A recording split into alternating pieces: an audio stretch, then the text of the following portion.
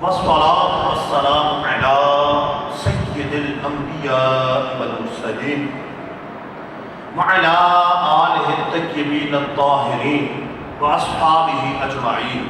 أما بعد فأعوذ بالله من الشيطان الرجيم. بسم الله الرحمن الرحيم. الصلاة والسلام عليك يا رسول الله وعلى آلك وأصحابك يا حبيب الله. الصلاة والسلام عليك يا نبي الله وعلى آلك وأصحابك يا نور الله. نويت سنة الاعتكاف. بیان کے آغاز میں درود و سلام کے بارے میں ایک دو روایات عرض کروں گا، پھر انشاءاللہ اپنے موضوع کی طرف آؤں گا. جامع ترمذی میں حدیث پاک ہے، حضرت عبداللہ بن مسعود رضی اللہ تعالیٰ عنہ راوی فرماتے ہیں کنت اصلی، میں نماز پڑھ رہا تھا، جہاں نماز پڑھ رہا تھا وہاں سرور دو عالم صلی اللہ علیہ وسلم بھی تشریف فرما تھا. حضرت ابو بکر صدیق، حضرت فاروق اعظم بھی وہاں پر موجود تھے. فرماتے ہیں فلما جلست، جب میں نماز سے فارغ ہو کر بیٹھ گیا، دعا کے لیے ہاتھ اٹھائے، بدأت بالثناء علی اللہ، سب سے پہلے اللہ کی حمد بیان کی، ثم الصلاۃ علی النبی، پھر نبی پاک صلی اللہ علیہ وسلم کی بارگاہ میں درود پاک پڑھا، ثم دعوت لنفسی، پھر میں نے اپنے لیے دعا مانگی. سرکار دو عالم صلی اللہ علیہ وسلم ملاحظہ فرما رہے تھے، جب یہ دیکھا کہ میں نے اس طرح دعا مانگی ہے، میں نے اللہ کی حمد کی، پھر درود پاک پڑھا، پھر دعا مانگی، تو فرمایا سل توتا ہوں، سل توتا ہوں، تو سوال کر رب تجھے عطا فرمائے، تو مان رب تجھے عطا فرمائے. پتہ چلا کہ درود و سلام کی برکت سے دعائیں قبول ہوتی ہیں. جامع ترمذی کی یہ صحیح حدیث بتا رہی ہے کہ دعا مانگنے کا طریقہ یہ ہے کہ پہلے اللہ کی حمد بیان کی جائے، پھر درود پاک پڑھا جائے، پھر دعا مانگے، اور اس طرح دعا مانگی جاتی ہے. حضور فرما رہے ہیں تم مانگو رب تجھے دے، تو دعا مانگ رب تیری دعا قبول فرمائے. درود پاک کی برکت سے دعائیں بھی قبول ہوتی ہیں، مشکلات بھی ڈلتی ہیں، دشواریاں دور ہوتی ہیں، برکتیں ملتی ہیں. دلائل الخیرات شریف میں حدیث پاک ہے، سرکار دو عالم صلی اللہ علیہ وسلم نے فرمایا من عسرت علیہ حاجت فلیکثر علیہ من الصلاۃ، کسی پر تنگی آئے، دکھ آئے، مصیبت آئے، اسے چاہیے کہ مجھ پر کثرت سے درود پاک پڑھے. فإنها تکشف الہموم والغموم والکروب، یہ کثرت سے درود پاک پڑھنا اس کے غموں کو، دکھوں کو، پریشانیوں کو دور کر دے. وَتُقْضِي الْحَوَائِجَ، اس کی حاجتوں کو پورا کر دے گا. وَتُكَسِّرُ الْأَرْزَاقَ، اس کے رزق میں برکت ڈال دے گا. مشکلوں نے جو تم کو گھیرا ہے تو درود پڑھو، اگر حاضری کی تمنا ہے تو درود پڑھو. صلو علی الحبیب صلی اللہ تعالی علیہ وآلہ وسلم. صلاۃ و سلام علیک یا رسول اللہ. آج جس ہستی کا ذکر خیر کرنے کے لیے یہ محفل سجائی گئی، وہ ہستی وہ ہے تمام صحابہ، صدیق اکبر اور فاروق اعظم کے بعد سب سے افضل ہستی وہ ہستی ہیں جن کا آج ذکر خیر ہو، جن کا لقب جامع القرآن بھی ہے، قرآن کو جمع کرنے والے، جو جیش اسرا کے وقت سب سے بڑھ کر راہ خدا میں اپنا مال خرچ کرنے والے بھی، جو ذو النورین بھی ہیں. حضور نے اپنی دو بچیاں ان کے نکاح میں یکے بعد دیگرے دی. تیسرے خلیفہ راشد ہیں، چوتھے نمبر پر اسلام لانے والے، جن کا نام عثمان ابن عفان ہے. ہر طرح سے رب تعالیٰ نے بے شمار خصوصیات سے نوازا.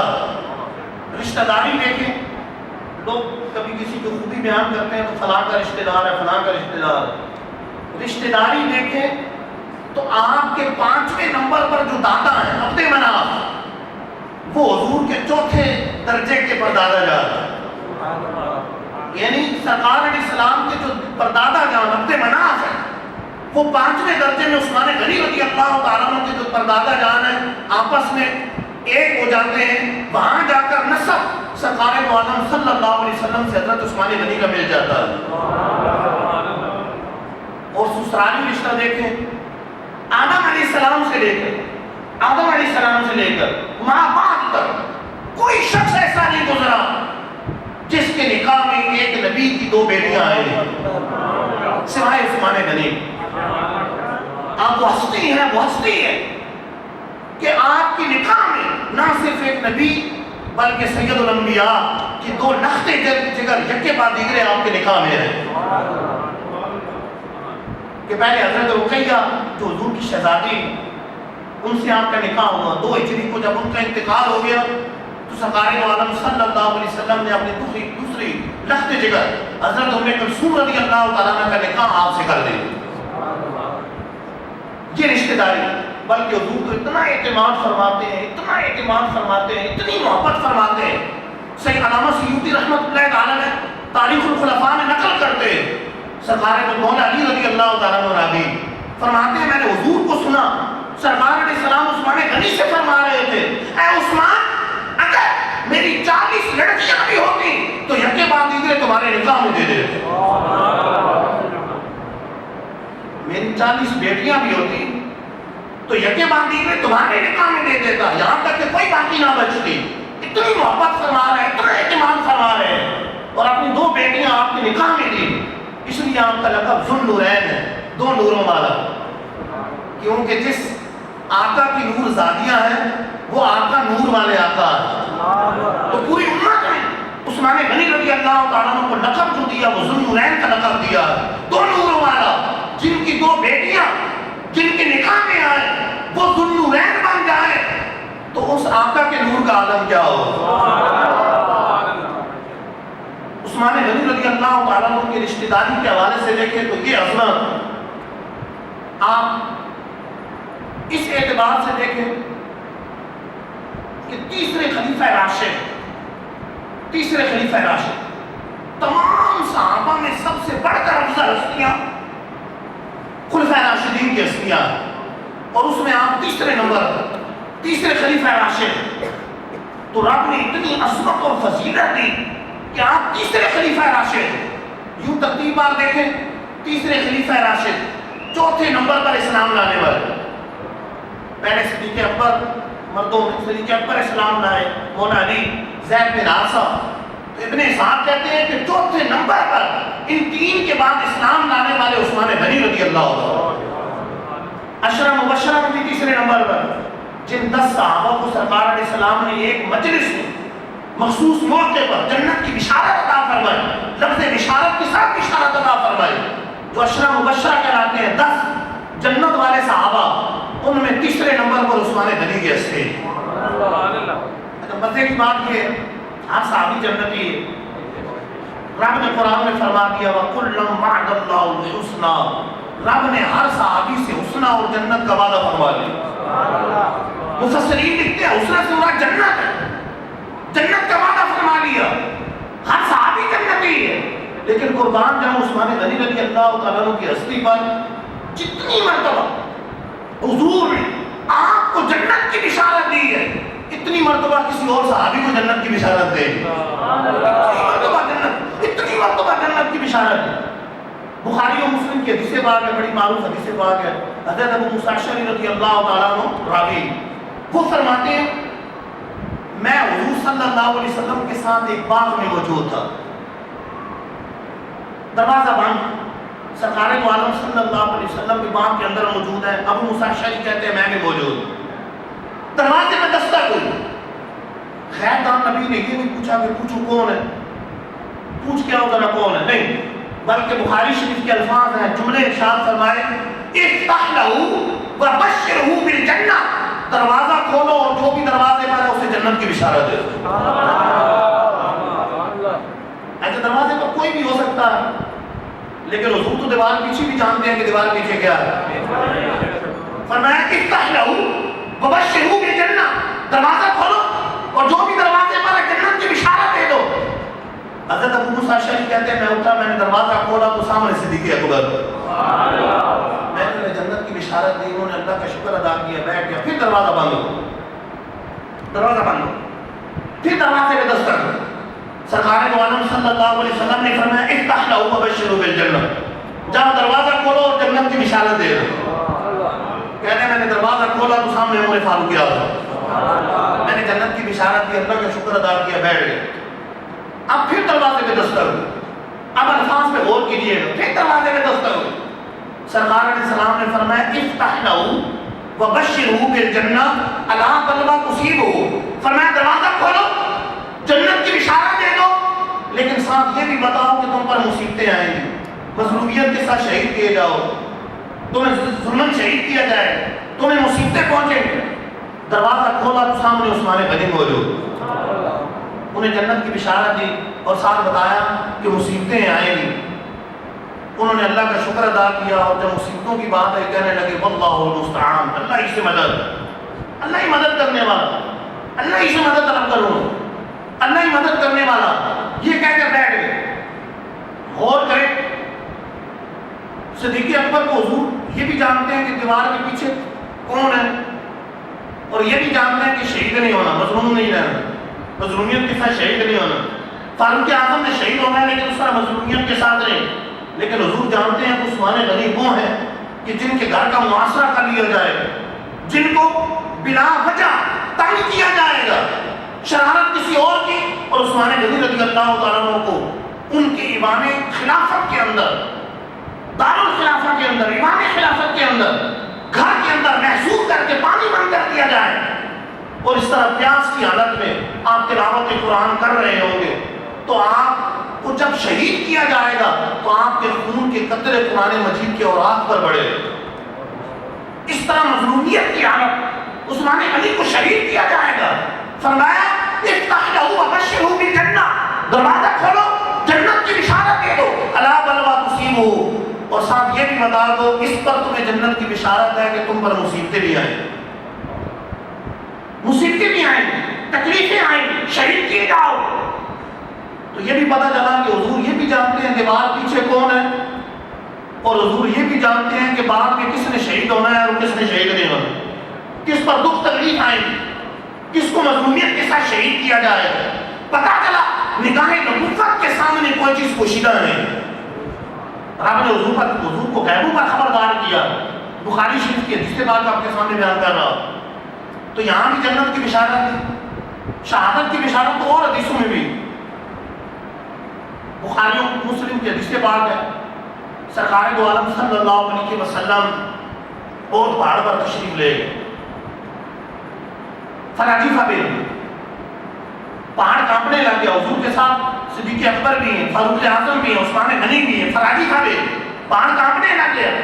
سرکار علیہ السلام نے اس کو اور کے بعد ٹھہر جا، فَإِنَّمَا عَلَيْكَ نَبِيٌّ وَصِدِّيقٌ وَشَهِيدَانِ، تیرے اوپر اللہ کا ایک نبی موجود ہے، تیرے اوپر ایک صدیق موجود ہے، اور تیرے اوپر 2 شہید موجود ہیں۔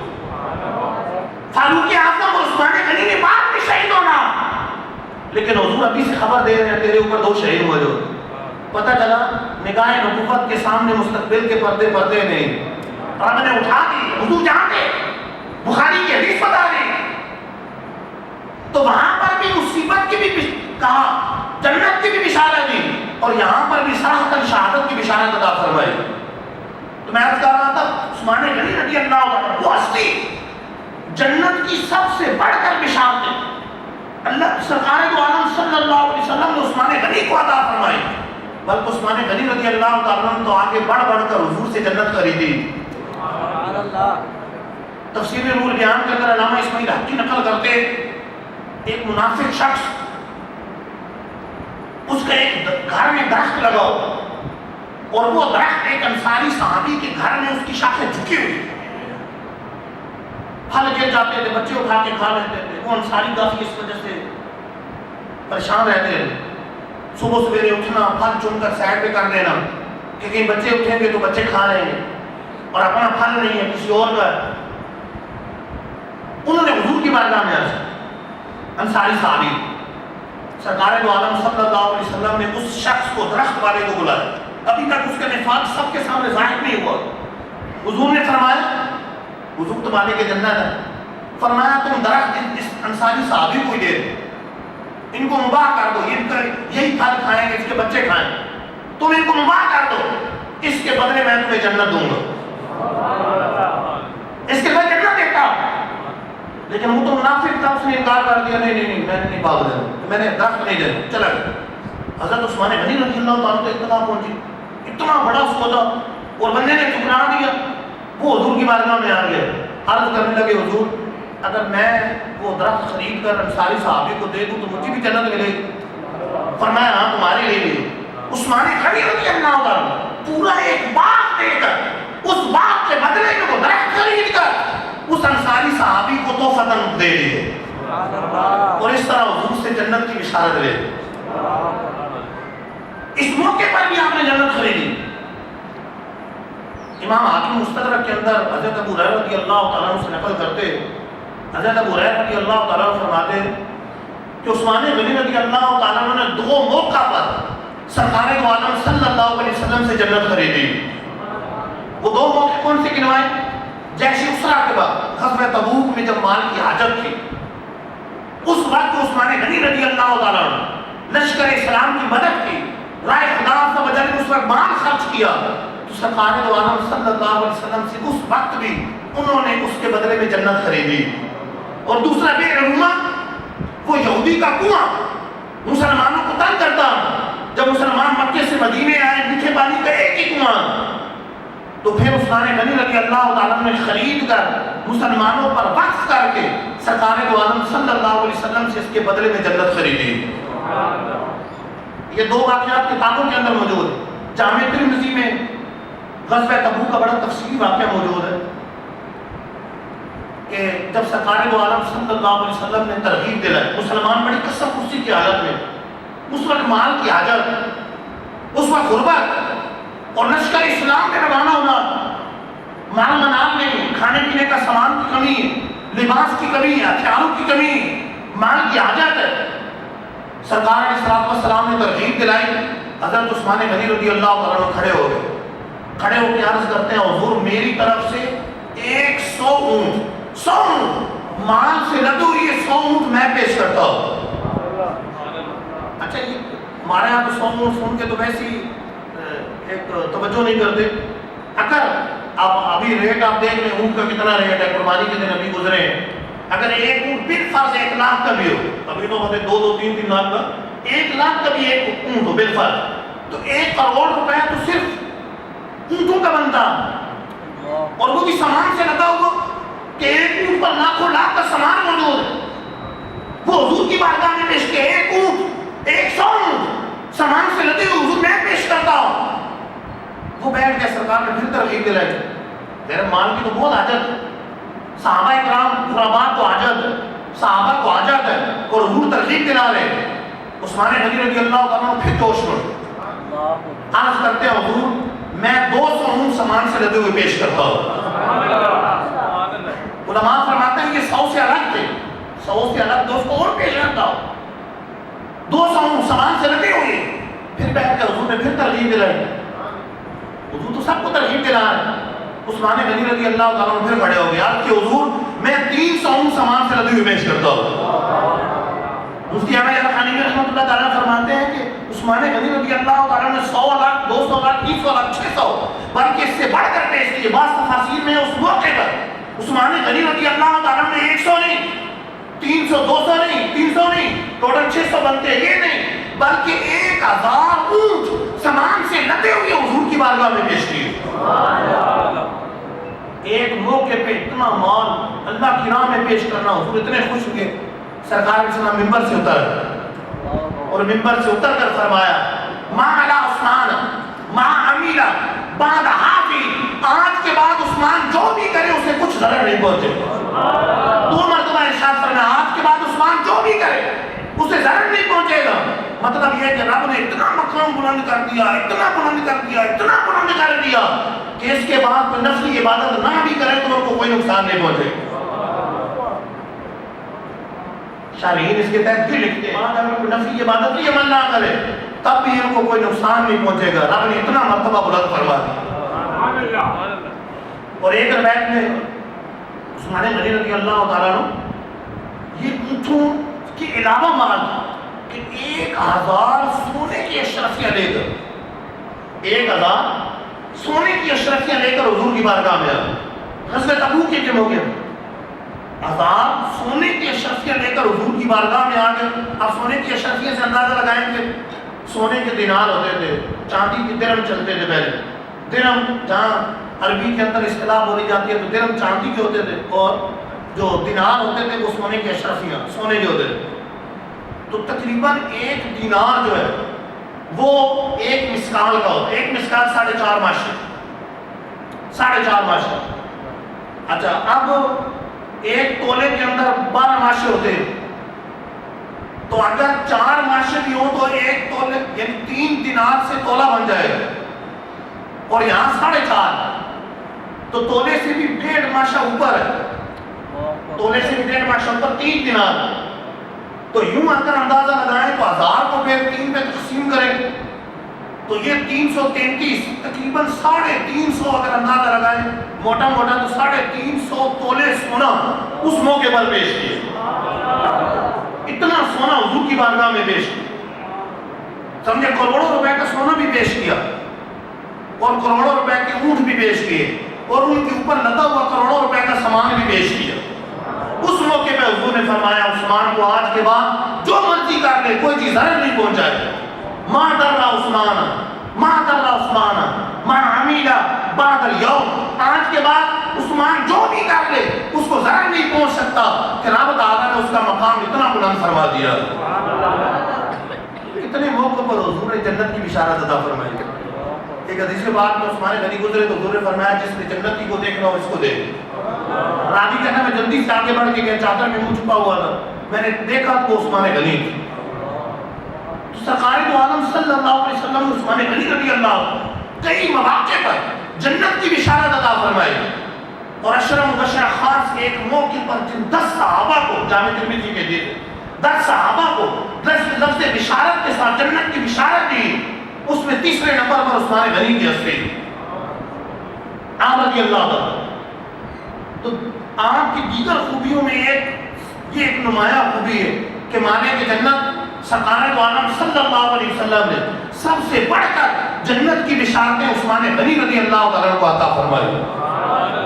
اچھا عثمان غنی رضی اللہ تعالیٰ نے حسن و جمال کے پیکر دیگر خوبیوں کے ساتھ ساتھ رب تعالیٰ نے بے پناہ حسن عطا فرمایا.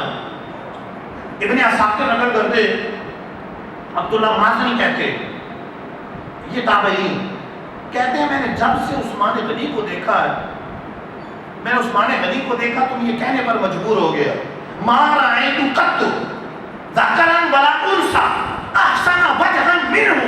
میں نے عثمان غنی جیسا حسین و جمیل نہ مردوں میں دیکھا ہے نہ عورتوں میں دیکھا. عبداللہ مازنی کہہ رہے ہیں عبداللہ بن حسن مازنی کہ میں نے نہ مردوں میں حسین و جمیل دیکھا نہ عورتوں میں دیکھا جیسا حسن میں نے عثمان کے چہرے پہ دیکھا. ان سے بڑھ کر میں نے حسین و جمیل نہیں دیکھا. علامہ سیوطی نقل کرتے ہیں کہ جب سرکار علیہ السلام نے حضرت عثمان غنی رضی اللہ تعالیٰ عنہ کا نکاح حضرت ام کلثوم رضی اللہ تعالیٰ عنہ سے کیا تو حضرت ام کلثوم رضی اللہ تعالیٰ عنہ آپ کو فرمایا اے ام کلثوم اے بیٹی میں جس کا نکاح تم سے کر رہا ہوں ان کی صورت ان کی شکل و صورت تمہارے دادا ابراہیم علیہ السلام اور تمہارے والد محمد مصطفیٰ صلی اللہ علیہ وسلم سے سب سے بڑھ کر مشابہت رکھتے ہیں. نعرہ تکبیر, نعرہ رسالت, نعرہ تحقیق, نعرہ حیدری, نعرہ غوثیہ.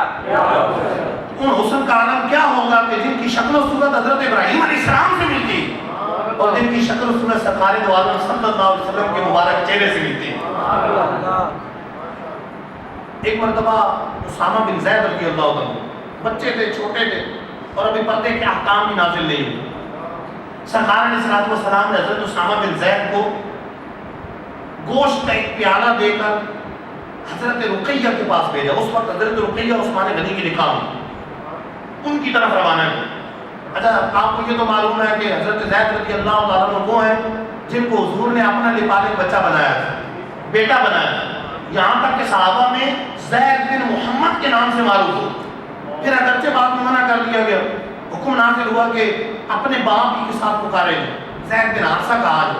آج بھی کئی لوگ پالنے کے لیے بیٹا بیٹی لے لیتے ہیں اور اپنا نام دے دیتے ہیں, حالانکہ اصل والد کا نام لکھنا یہ فرض لازم. پالنے والے کا نام لکھنا حرام, گناہ جاری ہے. جب تک لکھا رہے گا گناہ ملتا رہے. حدیث پاک کے اندر لعنت آئی جو اپنے باپ کے علاوہ باپ کی جگہ پر کسی کا نام لکھے, نام لکھے نام بولے, اس پر حدیث پاک میں لعنت آئی, منع کیا ہے. تو لہذا اصل باپ کا نام لکھا ہے. قرآن میں رب نے حضور کو منع کر دی کہ پہلے اجازت تھی, بعد میں منع کر دی ہے.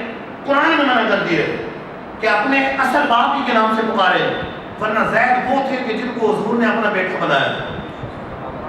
بیٹے تو رہے بعد میں, لیکن نام زید بن حارثہ, زید بن محمد نام ختم ہو گیا, زید بن حارثہ رہا. لیکن حضور نے اپنا بیٹا بنایا چھوٹی عمر. یہ بچپن میں اغوا ہو گئے تھے اور پھر بکتے بکاتے حضرت خدیجہ کبریٰ کے پاس پہنچے, اور حضرت خدیجہ کا جب نکاح حضور سے ہوا تو حضور نے تحفے میں پیش کر دیا. حضرت زید کو حضور کو پیش کیا, تحفے میں پیش کیا حضرت زید نے.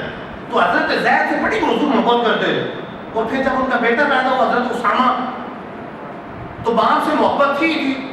ویسے عام طور پہ یہ ہوتا ہے نا کہ بیٹے سے زیادہ پوتے سے محبت ہوتی ہے, دودھ سے زیادہ ملائی سے محبت ہوتی ہے. باپ سے زیادہ بیٹے سے زیادہ پوتے سے محبت, اس سے زیادہ محبت ہو جاتی. تو سرکار علیہ الصلوۃ والسلام حضرت اسامہ سے اتنی محبت کرتے تھے کہ صحابہ میں حضرت اسامہ محبوب نبی کے لقب سے منقب ہو. صحابہ کہتے تھے یہ محبوب نبی, حب النبی, محبوب نبی, حضور کے محبوب حضرت اسامہ رضی اللہ. حضور نے حضرت اسامہ کو بھیجا کہ جاؤ کہ پیالہ رقیہ کے گھر دے, میری بیٹی کو دے. چھوٹے بچے وہاں گئے, گھر کے اندر چلے گئے, اور دیکھے احکام کی اس طرح نازل نہیں ہوئے, حکم بھی نہیں. اندر گئے تو خود کہتے ہیں میں حیرانگی سے کبھی حضرت عثمان غنی کے حسن کو دیکھتا, کبھی حضرت رقیہ کو دیکھتا.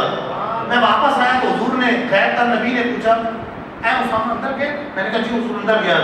فرمایا تم نے کیا عثمان غنی اور رقیہ سے بڑھ کر حسین و جمیل کوئی میاں بیوی دیکھے؟ میں نے کہا نہیں حضور, میں نے ان سے بڑھ کر کبھی کوئی حسین و جمیل جوڑا نہیں دیکھا. ادھر عثمان غنی رضی اللہ عنہ, یعنی ان کا حسن یہاں پر رب تعالیٰ نے اتنا حسن عطا فرمایا, اتنا حسین و جمیل آپ کو بنایا کہ جو دیکھتا تھا ان کے حسن پہ فریفتہ ہو جاتا. حسن کیوں نہ ہو کہ سرکار علیہ الصلوۃ والسلام نے فرمایا کہ حضور سے, خود حضور سے شکل و صورت میں سب سے بڑھ کر مشابہت رکھنے والے ابراہیم علیہ السلام سے مشابہت رکھنے والے. پھر عثمان غنی رضی اللہ تعالیٰ عنہ کی ایک خوبی باحیا ہونا بھی. آپ رضی اللہ تعالیٰ عنہ بڑے باحیا, جس طرح ایک کنواری لڑکی حیا کرتی, عثمان غنی رضی اللہ تعالیٰ عنہ اس سے بڑھ کر حیا کرنے والے. مسلم شریف کی حدیث بات ہے, سرکار علیہ الصلوۃ والسلام اپنے گھر میں تشریف فرما, حضرت عائشہ صدیقہ طیبہ طاہرہ رضی اللہ تعالیٰ عنہ وہ یہ معاملہ دیکھ رہی ہے کہ حضور تشریف فرما, وہ پردے میں موجود ہے. حضور علیہ السلام اس طرح تشریف فرمایا ہے کہ پنڈلی سے کچھ کپڑا اٹھ گیا, پردے میں شامل ہی پنڈلی, گھٹنا پردے میں شامل ہے. ہمارے یہاں بعض لوگ اچھے پہن کے گھومتے رہتے ہیں, لوگوں کے سامنے بیٹھ جاتے ہیں, حالانکہ گھٹنے بھی ننگے نہیں کرنے اور رانے بھی ننگے نہیں کرنے. رانے بھی اسی طرح کے اندر فٹ بال کھیلنے والے, ہاکی کھیلنے والے کئی دفعہ وہ کیا کرتے ہیں, کبڈی کرنے والے, اب وہ اس طرح کے پہنتے ہیں کہ یہ گھٹنے بھی نظر آ رہے ہوتے ہیں, رانے بھی نظر آ رہی ہوتی. یہ جائز نہیں, حرام, گناہ. مرد کے لیے ستر ناف سے لے کر گھٹنوں سمیت ستر ہے. سرکار اسلام کا کپڑا صرف پنڈلی سے اٹھا ہوا, پنڈلی سے کپڑا اٹھنا کوئی بری بات نہیں, پنڈلی سے کپڑا اٹھنا ناجائز نہیں ہے, جائز ہے. پنڈلی سے کپڑا اٹھا ہوا, سرکار تشریف فرمائے, ٹیک لگا, گھر میں ریلیکس ہوتا ہے. کبھی آپ کو بھی احساس ہو, گھر میں قمیض اتار کر بنین پہن کے بھی آدمی بیٹھ جاتے ہیں, گھر کا ماحول ہے.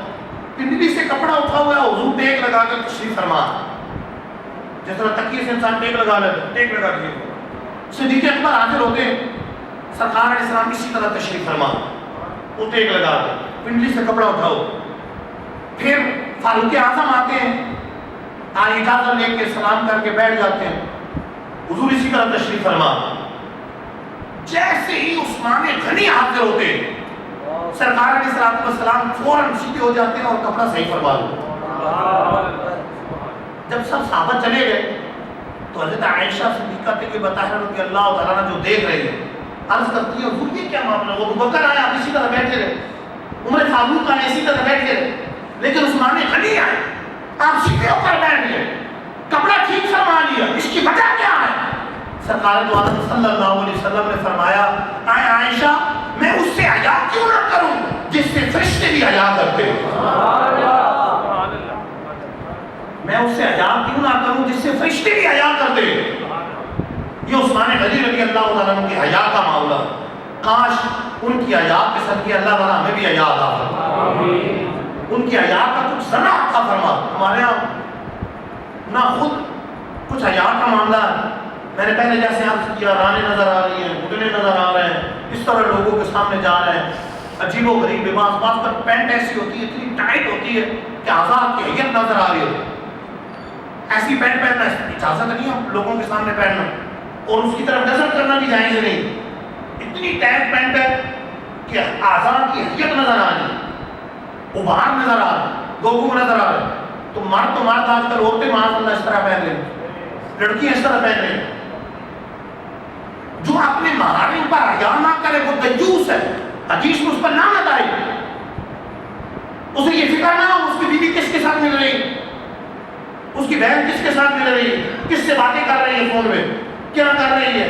ماں بیوی بہن بیٹی اس پر حیا نہ کرے، غیرت نہ کھائے، وہ دیوس ہے. حدیث میں اس پر لعنت کی گئی. اور ہمارے یہاں بعض ایسے لوگ ہوتے ہیں کہ بے پردہ دوپٹے کے بغیر اپنی بیوی بہن کو بٹھا کر موٹر سائیکل پہ گھوم رہے ہو. یہ کون سی حیا؟ ہمیں شریعت نے حیا کا درس دیا. فرمایا الحیاء من الایمان، حیا ایمان میں سے، حیا ایمان میں سے. سر بخاری شریف کی حدیث باب ہے، یہ حدیث بھی بخاری کے اندر ایک اور حدیث باب ہے. سرکار علیہ السلام ایک شخص سے بات ہوئی، ایک بڑا بھائی چھوٹے بھائی کو حیا کے بارے میں نصیحت کر رہا تھا، اتنی حیا نہ کیا گیا، اتنا شرمایا نہ، اتنی حیا نہ کیا گیا. تو سرکار علیہ السلام نے فرمایا نہیں بس کرو، حیا کے بارے میں بات نہ کرو، اسے سمجھاؤ نہیں کہ حیا کل کی کل ایمان میں سے. اور گناہ کرنے والے کو فرمایا اذا لم تستحی فاصنع ما شئت، جب بے حیا ہوگا تو جو مرضی کر، کیونکہ بے حیا ہوگا تو نہ والد کا ادب ہے نہ والدہ کا ادب ہے. جب بے حیا ہو گیا نہ اولیاء اللہ کا ادب ہے نہ صحابہ کا ادب ہے نہ اہل بیت اطہار کا ادب ہے. جب بے حیا ہو گیا تو پھر کس کا ادب ہے؟ فرمایا جب بے حیا ہوگا تو جو مرضی کر، اذا لم تستحی فاصنع ما شئت، جب بے حیا ہوگا تو جو مرضی کر. تو مطلب یہ ہے کہ انسان سے حیا رخصت ہو جائے تو پھر دین ہی رخصت ہو جائے، پھر جو مرضی کرتا ہے، پھر جس کو مرضی تان و تشریح کرتا ہے. والدین کو برا بھلا کہے کہ بڑے بہن بھائیوں سے لڑے، پڑوسیوں سے لڑے، مسلمانوں سے لڑے، مسلمانوں کو برا بھلا کہے، معاذ اللہ اولیاء کے خلاف زبان دراز کرے، معاذ اللہ صحابہ کو برا کہے، اہل بیت اطہار کو برا کہے.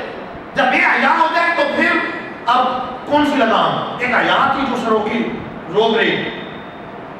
عثمان غنی رضی اللہ تعالیٰ عنہ پہ قربان ایسے حیا والے کہ سرور دو عالم صلی اللہ علیہ وسلم بھی ان سے حیا فرما رہے اور فرما رہے میں اس سے حیا کیوں نہ کروں جس سے رب کے فرشتے بھی حیا کرتے.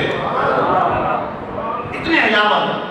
اللہ تعالیٰ ان کی شرم و حیا کے صدقے ہمیں بھی شرم و حیا عطا فرما، ان کی شرم و حیا کا کچھ ذرا عطا فرما، ہم بھی حیا والے بن جائیں، اپنے اوپر حیا کریں، اپنے گھر والوں کے معاملات کے اوپر دیکھیں، ان معاملات کو دیکھیں.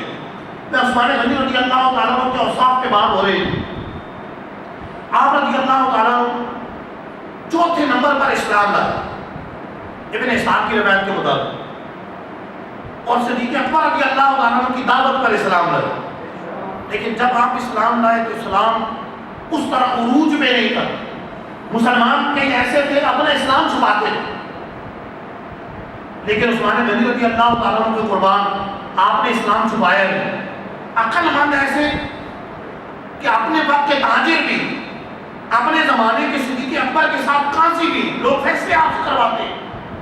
صدیق اکبر پہلی مرتبہ آپ ایمان لانے کے بعد آپ کی طرف گئے اور کہا عثمان غنی، عثمان، اے عثمان تم عقل مند ہو، تو عقل مند کو لائق نہیں کہ وہ اسلام کو ٹھکرائے، میں تم پر اسلام پیش کرتا ہوں، تم کو ترغیب دلائی۔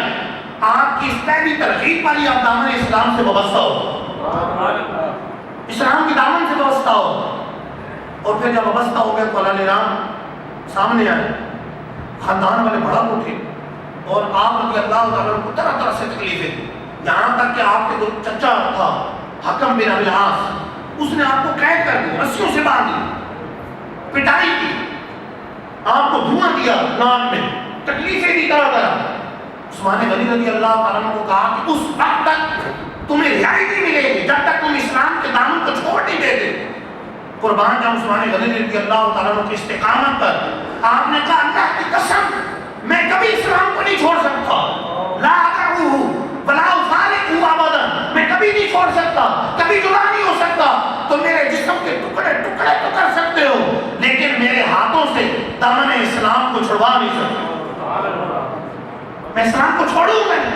طرح طرح کی تکلیفیں برداشت کی، مصیبتیں برداشت کی، اذیتیں برداشت کی، لیکن اسلام کی خاطر ہر قربانی دی اور اسلام پر ڈٹے رہے۔ پھر جب ہجرت کا وقت آیا، گھر بار چھوڑنے کا، گھر کو رخصت کرنے کا، گھر چھوڑ کے جانا کتنا مشکل ہوتا، ایک شہر چھوڑ کے جانا دوسرے شہر، ایک ملک سے دوسرے ملک، ایک جگہ سے دوسری جگہ، اور بندہ بھی ایسا ہو جس کا کاروبار سیٹل ہو، جو اپنے وقت کا تاجر ہو، اپنے شہر کا تاجر ہو، تجارت عروج پر ہو، سیٹل ہے، مال ہے، گھر بار ہے، سب کچھ ہے، لیکن قربان جاؤں عثمان غنی رضی اللہ تعالیٰ عنہ پر باقی صحابہ نے بڑی تعداد دیا جنہوں نے ایک ہجرت کی ہے، اور عثمان غنی رضی اللہ تعالیٰ نے ایک کے بجائے دو ہجرتیں کی، پہلے حبشہ کی طرف ہجرت کی اور پھر بعد میں مدینہ منورہ کی طرف ہجرت کی، دو ہجرتیں کی۔ اس لیے آپ کو صاحب الہجرتین کہا جاتا ہے، دو ہجرت کرنے والے، دو ہجرتوں والے۔ عثمان غنی رضی اللہ عنہ کہ حبشہ کی طرف ہجرت کرتے اور پھر حبشہ کی طرف ہجرت کرنے کے بعد جب مدینہ منورہ کی باری آتی ہے تو مدینہ منورہ کی طرف بھی ہجرت کر کے جاتے ہیں۔ یہ عثمان غنی رضی اللہ عنہ، آپ رضی اللہ تعالیٰ عنہ کی کرامات کی کتب کے اندر لکھی، جہاں نسبی طور پر اتنی بلند مقام رکھتے، سسرالی رشتے کے اعتبار سے اتنا بلند مرتبہ رکھتے، جہاں خلافت کے اعتبار سے، اسلام لانے کے اعتبار سے، صحابہ میں مرتبے کے اعتبار سے اتنے بلند و بالا، وہاں اللہ تعالیٰ نے آپ کو بے شمار کرامات سے بھی نوازا۔ آپ کی کرامات کا ظہور آپ کی شہادت کے بعد بھی ہوتا ہے، آپ کی زندگی میں ہوتا ہے۔ ایک مرتبہ ابو قلابہ کہتے میں ملک شام کی طرف سفر میں تھا، میں نے دیکھا کہ ایک فقیر بھکاری، وہ فقیر اور بھکاری شخص، اس کے ہاتھ بھی کٹے ہوئے ہیں، پاؤں بھی کٹے ہوئے، آنکھوں سے بھی اللہ، اور ادا کر رہا ہے میں جہنمی ہوں، میں جہنمی ہوں، میں جہنمی ہوں۔ بڑی حیرت ہوئی اور بڑا افسوس بھی ہوا۔ اسے قریب جا کے پوچھا کہ بھائی تمہیں کیسے یقین ہے کہ تم جہنمی ہو اور یہ حالت کیسے ہے؟ وہ کہنے لگا میں ان بد نصیبوں میں ہوں جو عثمان غنی رضی اللہ تعالیٰ کو شہید کرنے کے ان کے گھر میں گھسے، میں بھی گھس گیا۔ میں جب ان کی طرف بڑھا تو ان کی زوجہ، اچھا یہ زوجہ کیونکہ حضرت ابی کلثوم حضرت رقیہ تو ان کی زندگی میں مثال کر کے یہ اور حضرت نائلہ، ان کی زوجہ نے مجھے ڈانٹا اور ڈانٹ کر انہوں نے مجھے پیچھے جھڑکا تو میں نے ان کو تھپڑ مار دی۔ حضرت عثمان غنی رضی اللہ عنہ جلال میں آئے اور انہوں نے مجھے یوں کہا کہ اللہ کرے تیرے ہاتھ کٹ جائے، تیرے پاؤں کٹ جائے، تو اندھا ہو جائے اور اللہ تعالیٰ تمہیں گھسیٹ کر اندھے منہ جہنم میں ڈال دے۔ وہ کہتا ہے فقیر کہ 3 دعائیں تو آپ دیکھ رہے ہیں قبول ہو چکی، میں اندھا ہو چکا، ہاتھ کٹ چکے، پاؤں کٹ چکے، اور آپ مجھے چوتھی جو انہوں نے دعائیں ضرر دی تھی اس کا انتظار، اللہ کے کرامت۔ ایک مرتبہ عثمان غنی رضی اللہ عنہ کے پاس ایک شخص آیا جو راستے میں عورتوں کو گھورتا ہوا، تو عثمان غنی رضی اللہ تعالیٰ عنہ کی بارگاہ میں پہنچا تو حضرت عثمان رضی اللہ تعالیٰ عنہ نے مطلقاً کہا لوگوں کو کیا ہو گیا کہ بد نکاحی کرتے ہیں اور بد نکاحی کر کے پھر میرے پاس آتے ہیں. تو وہ جل بن کر کہنے لگا کہ کیا آپ پر وحی نازل ہوتی نبی کے بعد اب آپ پر وحی آنے لگی؟ تو عثمان غنی رضی اللہ تعالیٰ عنہ نے فرمایا وحی تو نہیں آتی لیکن میں نے اپنی فراست سے دیکھا کہ تم نے بد نکاحی کی اور پھر ادھر آئے. بالآخر اسے اقرار کرنا پڑا کہ ایسا ہوا کیوں کہ حدیث میں فرمایا مومن کی فراست سے بچو. تو رب تعالیٰ نے آپ کو وہ فراست وہ کرامت عطا فرمائی کہ آپ نے دیکھ لیا کہ اس کی نگاہ کے اندر اس کی آنکھوں کے اندر زنا کے اثرات وہ بد نکاحی کرتے آ رہا. تو اس موقع پر عثمان غنی رضی اللہ تعالیٰ عنہ کا اس کو ٹوکنا اس کو یہ کہنا یہ آپ رضی اللہ تعالیٰ عنہ کی نیکی کی دعوت امر بالمعروف و نہی عن المنکر بھی اور ساتھ ساتھ آپ کی بین اور واضح کرامت بھی. تو الغرض عثمان غنی رضی اللہ تعالیٰ عنہ کو جس زاویے سے دیکھا جائے جس پہلو سے دیکھا جائے رب تعالیٰ نے آپ کو عظیم مرتبہ عطا فرمایا. صحابہ تو سارے ہمارے سر کے تاج اصحابی کالنجوم بأیہم اقتدیتم اہتدیتم. حضور نے فرمایا میرے صحابہ ستاروں کی مانے جس کی پیروی کرو کہ نجات پا جاؤ. صحابہ ستارے کی مانے تو تمام صحابہ ہمارے سر کے تاج ہیں. لیکن آج جن کا ذکر خیر ہو رہا ہے حضرت عثمان غنی رضی اللہ عنہ ان کو جس حوالے سے رب تعالیٰ نے ان کو عظیم الشان مراتب عطا فرمایا. حسب نسب کے اعتبار سے سسرالی رشتوں کے اعتبار سے سخاوت کے اعتبار سے سخی تو ایسے کہ غنی آپ کے نام کا لازمی جز بن گیا.